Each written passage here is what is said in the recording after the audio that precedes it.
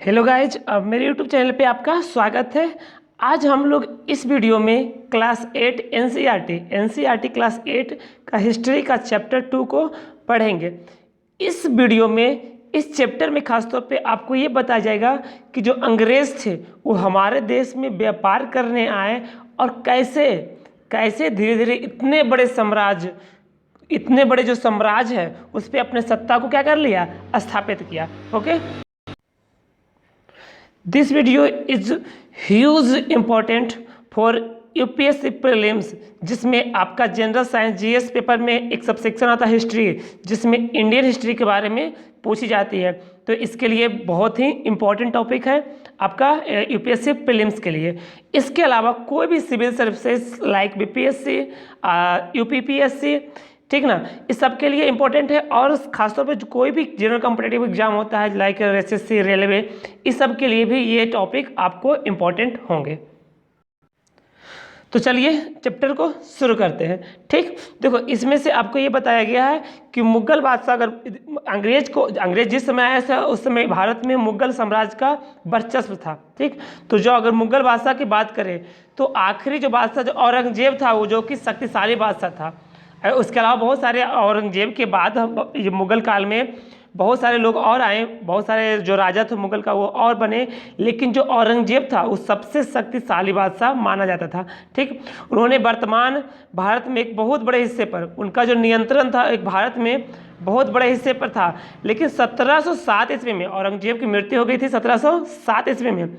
उसके बाद मृत्यु हो गई तो जो छोटे छोटे जो भी जमींदार थे, जो भी सूबे का जो जमींदार जिसको सूबा पूरा सौंपा गया था, वो अपना ताकत दिखाने लगे। वो चाह रहे थे कि जो भी उसके अंदर में जो भी एरिया या उसको अपने एरिया जो भी एरिया उसके अंडर में था उसको खुद हासिल कर ले और वहाँ का जो ताकत है उस अपने हाथों में ले ले। ये उनका मानना था। इस तरह से सारा जो था वो क्या हो गया, बिखर गया। उनके जो जितना भी सत्ता था, जो मुगल काल का साम्राज्य था, वो आपस में क्या हो गया, बिखर गया।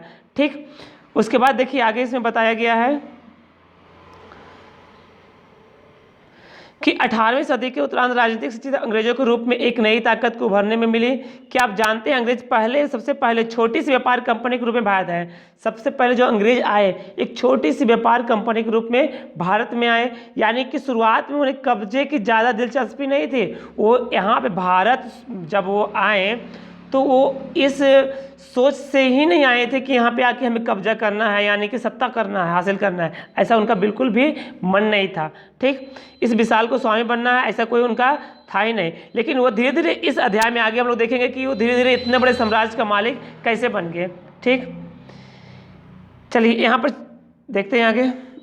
देखिए यहाँ पे औरंगजेब के बाद कोई मुगल बादशाह इतना ताकतवर तो नहीं हुआ, लेकिन एक प्रतीक के रूप में मुगल बादशाहों का महत्व बना हुआ था। लेकिन एक थोड़ा सा महत्व था कि मुगल साम्राज्य इतना बड़ा साम्राज्य था जो कि उसका बस थोड़ा सा वैल्यू रह गया था। इसके लिए जब 1897 में ब्रिटिश शासन के विरुद्ध भारी विद्रोह शुरू हुआ तो विद्रोहों को मुगल बादशाह बहादुर शाह जफर को अपने विद्रोही था सब क्या किया, बहादुर शाह जफर को अपना नेता मान लिया। फिर उसके बाद क्या हुआ कि अंग्रेजों ने इस विद्रोह को कुचल दिया। ठीक, और कुचलने के बाद बहादुर शाह जफर को और उसके बेटों को कैद कर लिया और यहाँ पर बहादुर शाह जफर को क्या कर दिया, देश छोड़ने पर मजबूर कर दिया और इसके बाद उसके बेटों को उनके सामने ही कत्ल कर दिया। ठीक,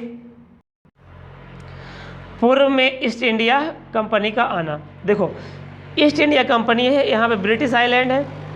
यहाँ से इस तरह से घूमते हुए यहाँ पे भारत की खोज में आया था। यहाँ पे क्यों, क्योंकि अपने जो भी उनके यहाँ जो था बहुत सारे जो मटेरियल जो भी चीज़ बनती थी, उत्पन्न होती थी, वो अपने देश में कंज्यूम नहीं कर सकते थे। इनके लिए नया नया मार्केट को खोजना था, इसलिए मार्केट खोजने के लिए वो ओपन बाहर निकले और यहाँ पे उन्होंने भारत की ओर आगे बढ़े।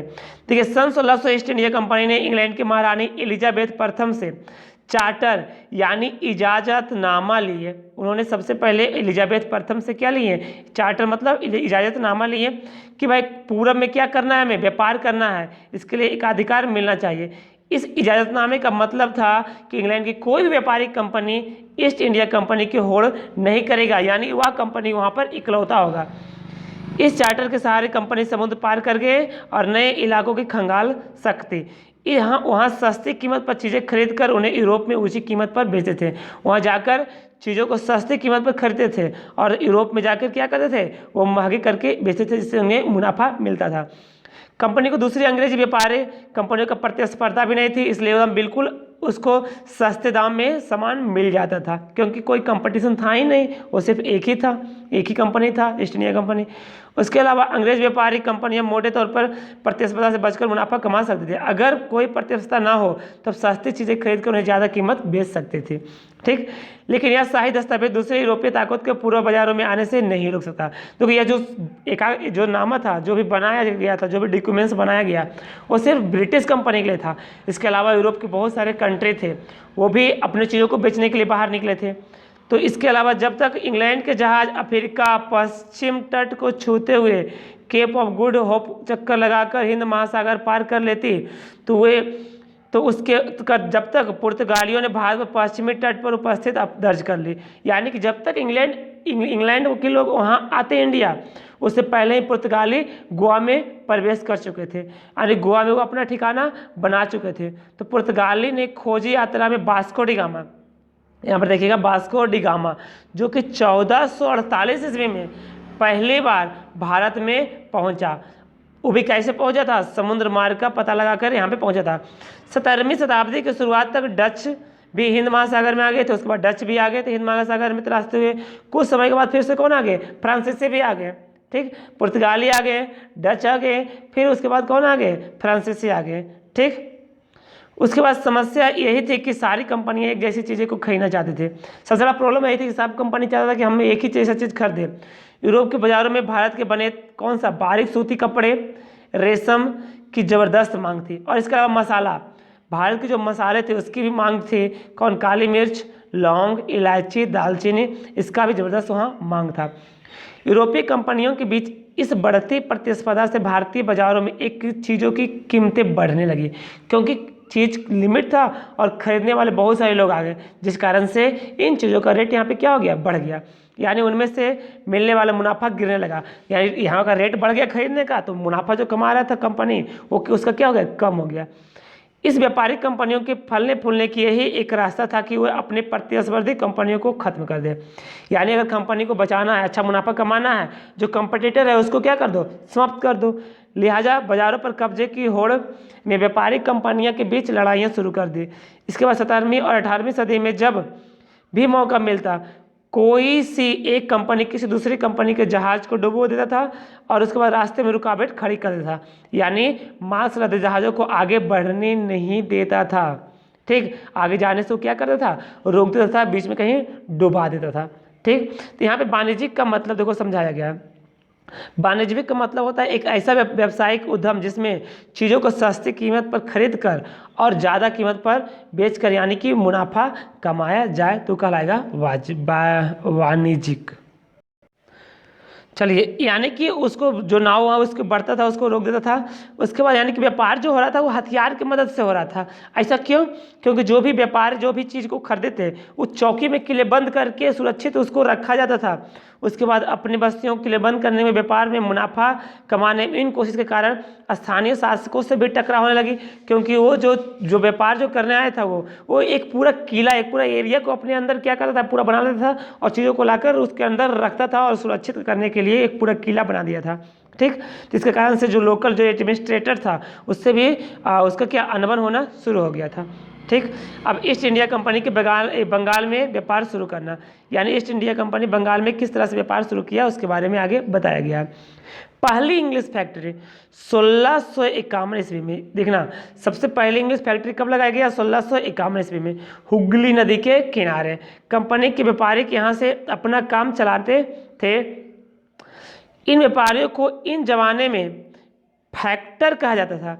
व्यापारी को उस जमाने में क्या कहा जाता था, फैक्टर। याद रखना ये टर्म कि व्यापारियों को उस जमाने में फैक्टर कहा जाता था। इस फैक्ट्री में वेयर हाउस था। इस फैक्ट्री में क्या था, वेयर हाउस, जहां निर्यात होने वाली चीज़ों को जमा किया जाता था। यानी जहां निर्यात होने वाली चीज़ों को जमा किया जाता था उसे हम लोग कहते थे क्या चाहिए, उस जमाने में क्या किया जाता था, वेयर हाउस। ठीक, ध्यान देना इस सब टर्म को। यहीं पर उसके दफ्तर भी थे जिसमें कंपनी के अवसर बैठते थे। जैसे जैसे व्यापार फैला, कंपनी ने सौदागरों और व्यापारियों को फैक्ट्री के आसपास आकर बसने के लिए प्रेरित किया। उसके बाद 1696 ईस्वी में एक कंपनी ने इस आबादी के चारों तरफ एक किला बनाना शुरू कर दिया। ठीक, किला क्यों बनाना शुरू कर दिया? क्योंकि उसमें चीज़ें जो लाकर रखते थे उसको सुरक्षित करना था, इस कारण से एक पूरा किला बनाना शुरू कर दिया। 2 साल बाद उसने मुगल अफसरों को रिश्वत देकर 3 गांवों की जमींदारी भी खरीद ली।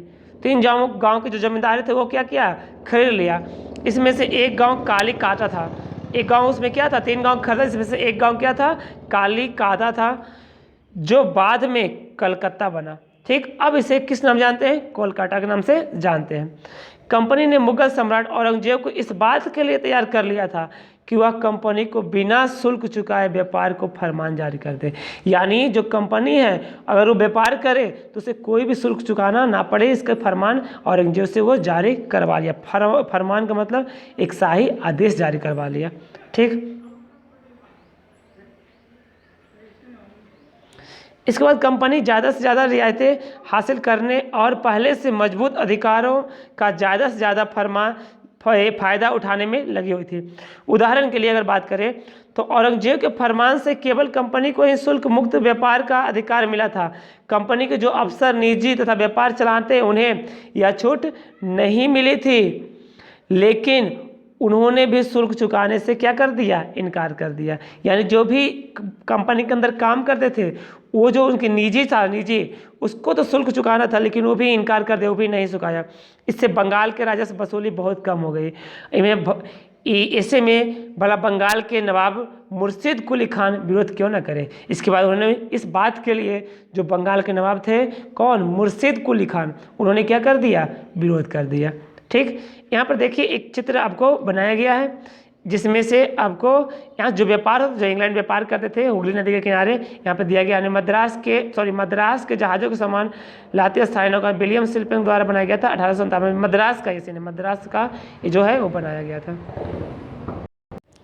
चलिए, अब तक तो व्यापार हो रहा था, लेकिन अब व्यापार से युद्ध क्यों होना शुरू कर दिया? क्यों हो गया ये व्यापार? अब तक तो सीधा सीधा व्यापार चल रहा था, यहाँ पर अभी तक कोई ऐसा युद्ध हुआ नहीं था, सिर्फ मनमुटाव हुआ था। लेकिन अब युद्ध किस तरह से शुरू हुआ वो आगे देखिए।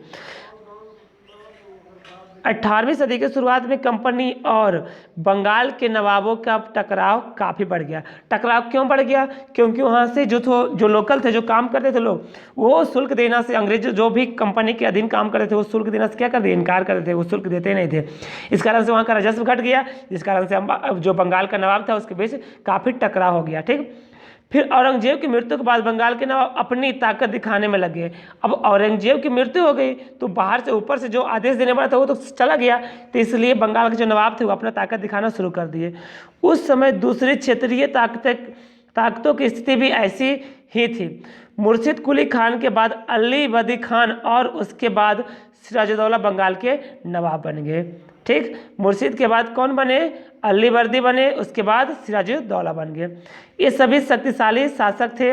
उन्होंने कंपनी की रियायतें देने से मना कर दिया, व्यापार का अधिकार देने के बदले कंपनी से नजराने मांगे, उसे सिक्के ढालने का अधिकार नहीं दिया और उसकी किलेबंदी को बढ़ाने से रोक दिया। अब कंपनी पर धोखाधड़ी का आरोप लगाते हुए उन्होंने दलील दी कि उसकी वजह से बंगाल सरकार का राजस्व वसूली कम होती जा रही है और नवाबों की ताकत कमज़ोर पड़ रही है। कंपनी टैक्स चुकाने को तैयार नहीं थी। इससे अफसरों में अपमानजनक चिट्ठियां लिखी और नवाब व उनके अधिकारियों को अपमानित करने का प्रयास किया। ठीक, यानी कि मोटा मोटे तौर पे जो सिराजुद्दौला के थे उन्होंने अंग्रेज के विरुद्ध वहाँ पे अपनी जो आवाज़ है वो बढ़ाना चाहा कंपनी के खिलाफ। फिर कंपनी का कहना था, कंपनी का देखिए अपना क्या तर्क था कि स्थानीय अधिकारियों को बेतुकी मांगों से कंपनी का व्यापार तबाह हो रहा है। ठीक, व्यापार तभी फल फूल सकता है जब सरकार शुल्क हटा दे।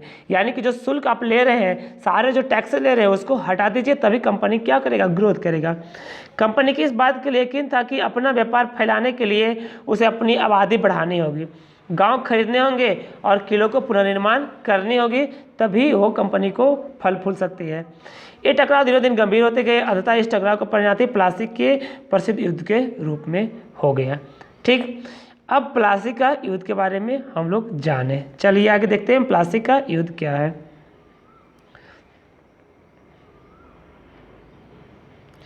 देखिए, प्लासी का सबसे पहला युद्ध हो गया था 1756 में। 1756 में अली वर्दी खान की मृत्यु के बाद सिराजुद्दौला जो बंगाल के नवाब थे और इस कंपनी की सिराजुद्दौला की ताकत को काफ़ी कम था। सिराजुद्दौला जो नवाब था बंगाल के, सिराजुद्दौला की जगह कंपनी की एक ऐसी कठपुतली नवाब चाहते थे जो उसे व्यापारिक रियायतें, अन्य सुविधाएं आसानी से आपको प्रदान कर दे। यानी कि अंग्रेज चाहते थे कि ऐसे लोग बंगाल की गद्दी पे जाके बैठे नवाब बने जो कि हमारे कठपुतली हो, यानी कि हमारे जो रियायतें हैं जो भी कंपनी के लिए चाहिए वो जल्दी और बिल्कुल आसानी से क्या कर दे, हमें दे दे। जवाब में सिराजुद्दौला ने हुक्म दिया कि कंपनी उनके राज्य के राजनीतिक मामलों में टांग अड़ाना बंद कर दे, किलेबंदी रोके, बाकायदा राजस्व चुकाए। जब दोनों पक्ष पीछे हटने को तैयार नहीं हुए तो अपने 30,000 सिपाहियों के साथ नवाब कासिम बाजार में स्थित इंग्लिश फैक्ट्री पर क्या किया, हमला फाइनली बोल दिया। नवाब की फौजों ने कंपनी के अफसरों को गिरफ्तार कर लिया, गोदाम पे ताला जड़ दिया, अंग्रेजों के हथियार छीन लिए और अंग्रेज जहाज़ों को घेरे में ले लिया। इसके बाद नवाब ने कंपनी के कलकत्ता स्थित किले पर कब्जे के लिए उधर का रुख किया। कलकत्ता के हाथ में निकल जाने का खबर सुनने पर मद्रास में तैनात कंपनी के अफसरों ने भी रॉबर्ट क्लाइव के नेतृत्व में सेनाओं को रवाना कर दिया। इस सेना को नौसैनिक बेड़े की मदद भी मिल रही थी। चलिए, यहाँ पे हमने देखा कि किस तरह से प्लासी युद्ध की शुरुआत हुई थी। यानी कि सिराजुद्दौला था वो अपना सेना के साथ जो कलकत्ता में जो भी कंपनी जो स्थापित किए थे किलाबंदी, उसको कब्जा कर लिया था जाके। तो उसके बाद जो मद्रास में जो कंपनी के लोग थे उन्होंने लॉर्ड क्लाइव के नेतृत्व में सेनाओं को रवाना कर दिया बचाने के लिए। चलिए देखिए, यहाँ पे देखिए क्या आप जानते हैं, इसको देख लेते हैं। क्या आप जानते हैं कि प्लासी का यह नाम किस तरह पड़ा? दरअसल असली नाम प्लासी था जिसे अंग्रेजों ने बिगाड़कर प्लासी रख कर दिया। इस जगह को प्लासी यहाँ पाए जाने वाले प्लास के फूलों के कारण जाता था। प्लास के खूबसूरत लाल फूलों से गुलाल बनाया जाता था जिसका होली पर इस्तेमाल होता था। अंग्रेज ने इसका नाम बड़ा बिगाड़ कर क्या कर दिया, प्लासी इस तरह से रख दिया, लेकिन इसका नाम था इस तरह से था, प्लासी ये था। चलिए आगे देखते हैं। नवाब के साथ लंबे समय तक सौदेबाजी चली। आखिरकार 1757 में लॉर्ड क्लाइव जो मद्रास चल के आया था, लॉर्ड क्लाइव ने प्लासी के मैदान में सिराजुद्दौला के खिलाफ कंपनी की सेना का क्या किया, नेतृत्व किया। नवाब सिराजुद्दौला की यहाँ पे क्या हो गई, हार हो गई। यानी कि प्लासी के युद्ध में सिराजुद्दौला की क्या हो गई, हार हो गई। विजय किसकी हुई, तो अंग्रेज सेना को। इसका कारण क्या था, किस कारण से सिराजुद्दौला है वो हार गए, इसको आगे हम लोग जिक्र करते हैं। ठीक, तो इसका सबसे बड़ा कारण क्या था कि उसके सेनापतियों में से एक सेनापति जो मीर जाफर था वो युद्ध में आया ही नहीं। यानी कि वो क्या था, मीर जाफर का कारगुजारियों भी थी। मीर जाफर की टुकड़ियां ने इस युद्ध में हिस्सा ही नहीं लिया। रॉबर्ट क्लाइव ने यह कहकर अपने साथ मिला लिया कि सिराजुद्दौला को हटाकर मीर जाफर को क्या कर देंगे, नवाब बना देंगे। यानी सिराजुद्दौला को हटाकर मीर जाफर को नवाब बना देंगे, ये कहकर मीर जाफर को अपनी ओर मिला लिया, जिसके कारण सिराजुद्दौला की यहाँ पे हार हो गई। ठीक, ये देखिए यहाँ पे ये है सिराजुद्दौला, इनकी तस्वीर है। चलिए देखिए, प्लासी की जंग इसलिए महत्वपूर्ण थी क्योंकि भारत में यह कंपनी की पहली बड़ी जीत थी। कंपनी की सबसे पहली जो बड़ी जीत थी वो थी प्लासी का युद्ध। ठीक, प्लासी की जंग के बाद सिराजुद्दौला को क्या कर दिया गया, मार दिया गया और मीर जाफर को नवाब बना दिया गया। क्यों नवाब बना दिया, क्योंकि मीर जाफर ने लॉर्ड क्लाइव का क्या दिया था, साथ दिया था लड़ाई में, इसलिए उसको यहाँ का नवाब बना दिया गया था। कंपनी अभी भी शासन की जिम्मेदारी संभालने को तैयार नहीं थी। उसका मूल उद्देश्य अभी भी व्यापार फैलाना ही था, अभी भी वो सत्ता नहीं चाहते थे। अगर यह काम स्थानीय शासकों से मदद से बिना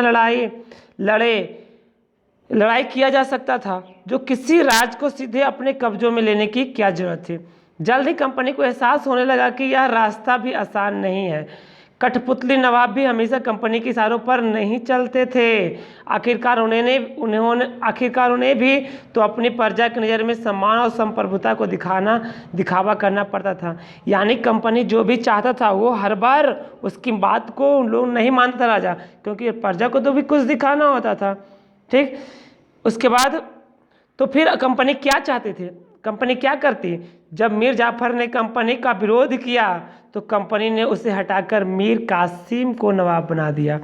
जब मीर कासिम परेशान करने लगा तो बक्सर की लड़ाई, अब यहाँ पे देखिए बक्सर की लड़ाई कब, 1764 में, उसको भी हराना पड़ा। उसे बंगाल से बाहर कर दिया गया और मीर जाफर को दोबारा नवाब बनाया गया। अब नवाब को हर महीने 5 लाख रुपये को चुकाने थे। कंपनी अपने सैनिक खर्चों से निपटने, व्यापारिक जरूरतों तथा अन्य खर्चों को पूरा करने के लिए और पैसा चाहते थे।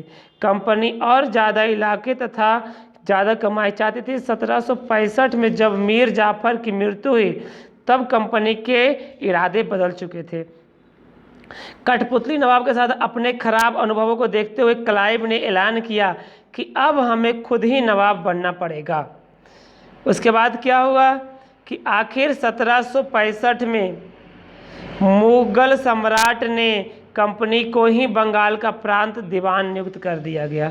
दीवानी मिलने के कारण कंपनी को बंगाल के विशाल राजस्व साधनों पर नियंत्रित मिल गया था। इस तरह कंपनी की एक पुरानी समस्या हल हो गई। 18वीं सदी की शुरुआत से ही भारत के साथ उसका व्यापार बढ़ता जा रहा था, लेकिन उसे भारत से ज़्यादा चीज़ें ब्रिटेन में लाए गए सोने और चांदी के बदले में खरीदनी पड़ती थी। उनकी वजह से ये भी थी कि उस समय ब्रिटेन के पास भारत में बेचने के लिए कोई चीज़ नहीं थी। प्लासी की जंग के बाद ब्रिटेन से सोने की निकासी कम होने लगी थी और बंगाल की दीवानी मिलने के बाद ब्रिटेन से सोना लाने की जरूरत ही नहीं रही। जब भारत से होने वाली आमदनी के सहारे ही कंपनी अपनी खर्चे चला सकती थी।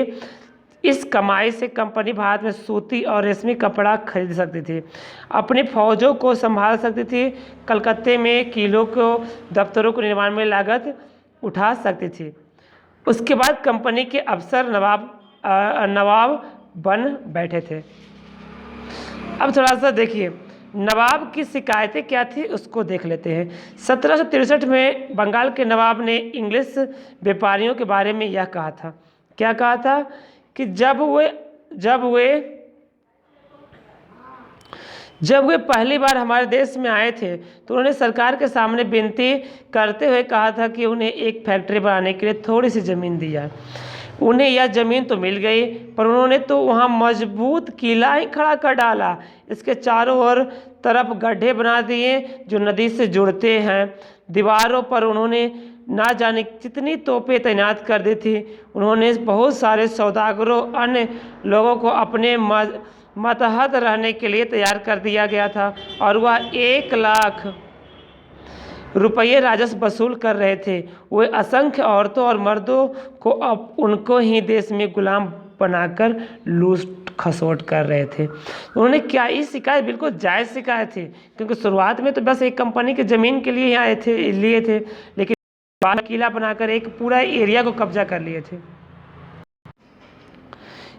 चलिए इसके बाद कंपनी के अफसर नवाब बन बैठे। इसका मतलब क्या है, नवाब बनने का क्या मतलब है?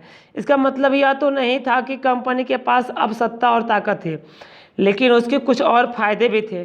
कंपनी को हर कर्मचारी नवाबों की तरह जीने का ख्वाब देखने लगा था।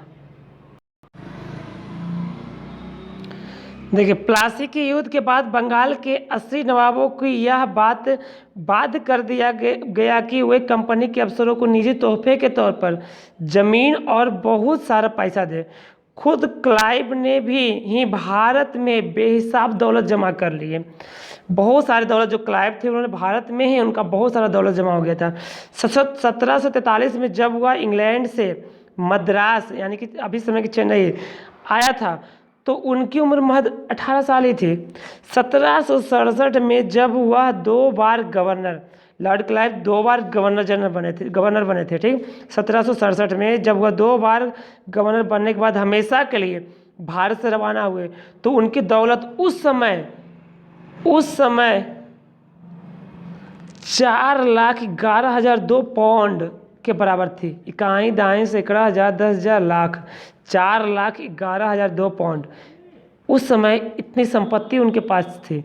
दिलचस्प बात यह है कि गवर्नर के अपने दूसरे कार्यकाल में उससे कंपनी के भीतर भ्रष्टाचार को खत्म करने का काम सौंपा मिला था। यहाँ जब उनका दूसरा कार्यकाल था तो भ्रष्टाचार को खत्म करना है, इसके लिए उन्हें सौंपा गया था यह काम। लेकिन 1772 में ब्रिटिश संसद में उन्हें खुद भ्रष्टाचार के आरोपों पर अपनी सफाई देनी पड़ी। सरकार को उसकी अकुल संपत्ति के स्रोत संदेहास्पद लगे, उन्हें भ्रष्टाचार आरोप से क्या कर दिया गया, बरी कर दिया गया था। लेकिन 1774 में उसने क्या कर लिया, फाइनली आत्महत्या कर लिए। कंपनी के सभी अफसर क्लाइव की तरह दौलत इकट्ठा नहीं कर पाए। बहुत सारी बीमारियों, लड़ाई के कारण कम उम्र में ही उसके क्या हो गए, मौत हो गया। इसके अलावा उन सभी को भ्रष्ट और बेईमान मानना भी सही नहीं होगा। उसने बहुत सारे अफसर साधारण परिवार से भी आए थे। उनकी सबसे बड़ी इच्छा बस यही थी कि भारत में ठीक ठाक पैसा कमाएं और ब्रिटेन लौटकर आराम की ज़िंदगी गुजारें। जीते भी धन दौलत के लेकर वापस लौट गए। उन्होंने वहाँ आलीशान जीवन जिया। बहुत सारे लोग भारत आए, बहुत सारे रुपये कमा कर वापस गए और वहाँ खूब आराम से ज़िंदगी जिए। उन्हें वहाँ लोग नवाब कहते थे। यह भारतीय शब्द नवाब का ही अंग्रेजी संस्करण था। जो भारतीय शब्द नवाब है उसका ही अंग्रेजी संस्करण वो नवाब वहाँ बोलने लगे थे। उन्हें लोग अक्सर नए अमीरों और सामाजिक हैसियतों को रातों रात ऊपर वाले लोगों के रूप में देखते थे। नाटकों और कार्टूनों में उनका मजाक उड़ाया जाता था। उसके बाद आइए देखिए क्लाइव जो थे वो खुद को कैसे देखते थे, क्लाइव अपने आप को कैसे देखते थे वो देखिए आगे। संसद की एक समिति के सामने सुनवाई के दौरान क्लाइव ने कहा था कि प्लासी की लड़ाई के बाद उसने जबरदस्त संयम और परिचय दिया। आइए देखिए उन्होंने क्या कहा। इस स्थिति का कल्पना कीजिए जहां प्लासी की जीत ने मुझे ला खड़ा कर दिया था। एक ताकतवर राजा मेरे इशारों पर चलता रहा था। एक संपन्न शहर मेरी दया पर था। उसके सबसे दौलतमंद महाजन मेरी एक एक मुस्कुराहट के लिए एक दूसरे को गिरेबान खींच रहे थे। मैं ऐसे खजानों के बीच से गुजर रहा था जो सिर्फ मेरे लिए खुले थे। एक तरफ सोना, दूसरी तरफ जवाहरात थे। अध्यक्ष महोदय, मैं अपने इस संयम को देखकर खुद हैरान हूँ। वाह क्या बात है। चलिए आगे है कंपनी का फैलता शासक। यदि हम 1757 से 1857 के बीच ईस्ट इंडिया कंपनी द्वारा भारतीय राज्यों पर कब्जे की प्रतिक्रिया को देखें तो एक महत्वपूर्ण बातें जो है वो सामने आती है। किसी अनजान इलाकों में कंपनी ने सीधे सैनिक हमला प्रायः नहीं किया। उसने किसी भी भारतीय रियायत का अधिग्रहण करने में पहले विभिन्न राजनीतिक, आर्थिक और कूटनीतिक साधनों का इस्तेमाल किया, यानी फूट डालो और राजकुरोक नीति ही अपनाई थी। बक्सर की लड़ाई 1764 के बाद कंपनी ने भारतीय रियायतों में रेजिमेंट तैयार कर दिए। ये कंपनी के राजनीतिक या व्यावसायिक प्रतिनिधि होते थे। उनका काम कंपनी के हितों की रक्षा करना और उन्हें आगे बढ़ाना था। रेजिमेंट के माध्यम से कंपनी के अधिकारी भारतीय राज्यों के भीतरी मामलों में भी दखल देने लगे थे। अगला राजा कौन होगा, किस पद पर किसको बिठाना जाएगा, इस तरह चीज़ें भी कंपनी के अफसर ही तय करना चाहते थे। कई बार कंपनी ने रियायतों पर सहायक संधि भी थोप दी। जो रियायत इस बंदोबस्ती को मान लेते थे उन्हें अपनी स्वतंत्र सेनाएं रखने का अधिकार नहीं रहता था। उसे कंपनी की तरफ से सुरक्षा मिलती थी।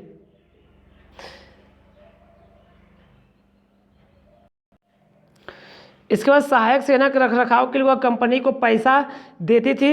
अगर भारतीय शासक रकम अदा करने में चूक जाते थे, यानी कि सेना उसके रखने के बदले उसको पैसे देना पड़ता था, अगर पैसा देने से चूक गए तो जुर्माने के तौर पर अपना जो इलाका है वो कंपनी के अधीन दे दिया था, यानी कंपनी उस पर कब्जा कर लेता था। उदाहरण के लिए जब रिचर्ड बेलेजली गवर्नर जनरल थे, कब 1798 से 1805 तक, तब उस समय अवध के नवाब को 1801 में अपना आधा इलाका कंपनी को सौंपने के लिए मजबूर कर दिया, क्योंकि नवाब सहायक सेना के लिए पैसा अदा करने से चूक गए थे। इसी आधार पर हैदराबाद के भी कई इलाके छीन लिए गए। ठीक, अब यहाँ पे हम लोग देखेंगे रेजिडेंट की ताकत क्या होती है। कंपनी द्वारा नियुक्त किए गए रेजिडेंट्स के बारे में ऑकलैंड के प्रसिद्ध अर्थशास्त्री और राजनीतिक दार्शनिक जेम्स मिल ने एक बात कहा था। क्या कहा था? कि दरअसल रेजिडेंट रियासत का राजा होता है, हम उसे हस्तक्षेप की मनचाही निषेधाज्ञा मतलब निर्देश के तहत काम करने की छूट होती है। जब तक स्थानीय राजा पूरी तरह से दब्बूपन रहता है और रेजिडेंट यानी ब्रिटिश सरकार के माफिक काम करता है, उसके अंडर में काम करता है, तो चीज़ें आराम से चलती है। शासक के कामों में रेजिडेंट की दखलंदाजी के बिना सब कुछ चल जाता है। जब भी कुछ अलग तरह का घटता है तब भी राजा कोई ऐसा रास्ता अपनाता है जिसे ब्रिटिश सरकार गलत मानती है और टकराव के उथल पुथल पैदा हो जाती है।